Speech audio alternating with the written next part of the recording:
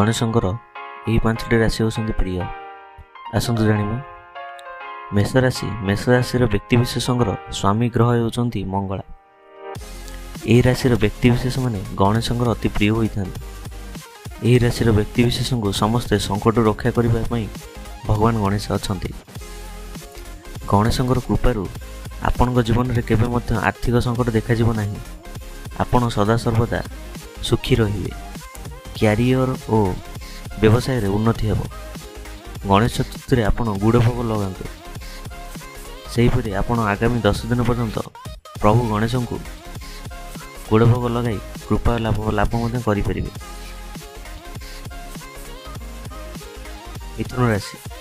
ମିଥୁନ ରାଶି ବ୍ୟକ୍ତିବିଶେଷ ଗଣେଶଙ୍କର ଅତି ପ୍ରିୟ ହୋଇଥାନ୍ତି। ଆପଣଙ୍କର ସମସ୍ତ ଇଚ୍ଛା ପୂରଣ କରିଥାନ୍ତି ଗଣେଶ। କ୍ୟାରିୟରରେ ଜବରଦସ୍ତ ଉନ୍ନତି ହୋଇଥାଏ।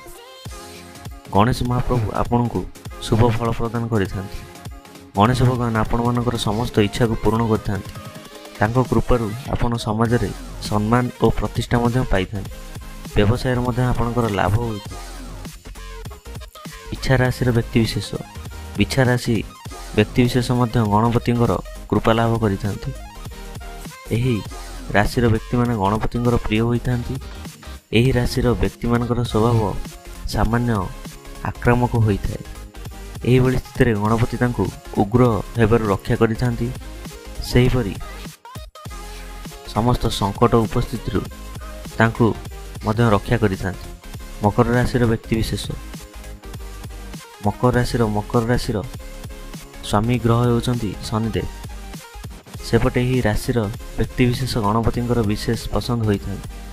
ମକର ରାଶିର ବ୍ୟକ୍ତିବିଶେଷଙ୍କର ଉପରେ ଗଣପତିଙ୍କର ବିଶେଷ କୃପା ରହିଥାଏ। ଏମାନେ ଜୀବନରେ କେବେ ମଧ୍ୟ ଆର୍ଥିକ ସଙ୍କଟରୁ ଆଣିବାକୁ ଦେଇନଥାନ୍ତି। ସମସ୍ତ ମନସ୍କାମନା ପୂରଣ କରିଥାନ୍ତି ଗଣପତି ବାପା। ଗଣପତିଙ୍କର ଆଶୀର୍ବାଦରୁ ସମସ୍ତ କାର୍ଯ୍ୟ ସଫଳ ହୋଇଥାଏ। କୁମ୍ଭ ରାଶିର ବ୍ୟକ୍ତିବିଶେଷମାନେ ଗଣପତିଙ୍କର ଅତି ପ୍ରିୟ ହୋଇଥାନ୍ତି। ଗଣେଶ ଭଗବାନ ଏହି ରାଶିର ବ୍ୟକ୍ତିବିଶେଷଙ୍କୁ ସର୍ବଦା ଖୁସିରେ ରଖିଥାନ୍ତି। ଏହିପରି ସମସ୍ତେ ସଙ୍କଟରୁ ମଧ୍ୟ ରକ୍ଷା ପାଇଥାନ୍ତି। କ୍ୟାରିୟରରେ ବଡ଼ ସଫଳତା ପାଇବା ପରେ ଗଣପତି ସାହା ହୋଇଥାନ୍ତି। ବ୍ୟବସାୟରେ ମଧ୍ୟ ବେଶ ଉନ୍ନତି ହୋଇଥାଏ ଗଣପତିଙ୍କ କୃପାରେ। ଗଣେଶ ଚତୁର୍ଥୀରେ ବେସନ ଲଡ଼ୁ ପ୍ରସାଦ ରୂପରେ ସେବନ କରନ୍ତୁ। ଶୁଭଫଳ ପ୍ରାପ୍ତି ହେବ।